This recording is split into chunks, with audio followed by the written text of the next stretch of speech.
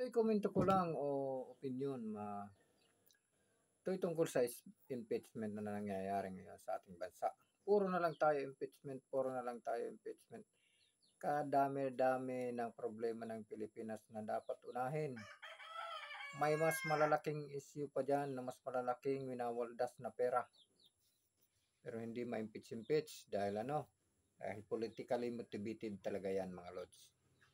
Yun talaga ang aking opinion dyan. Politically motivated. Bakit?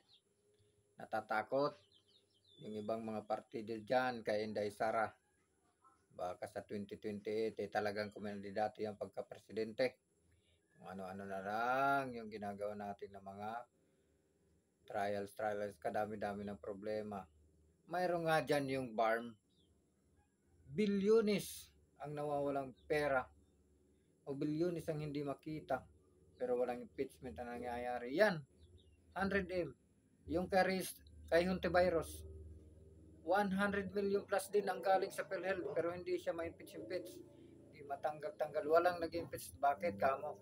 Dahil politically motivated yan. Dahil si Sara ay matinding magiging katunggali sa 2028 Presidential National Election.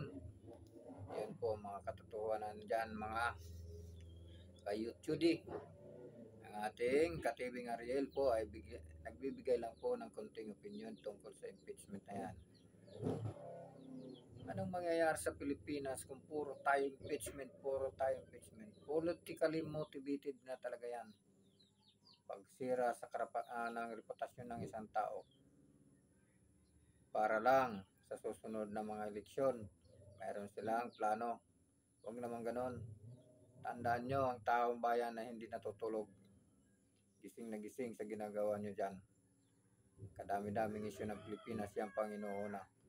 Unahin muna natin yung pagpapalakas ng sandatahang Pilipinas para bantayan ang WPS o ang Pilipinas sa mga bully na bansa.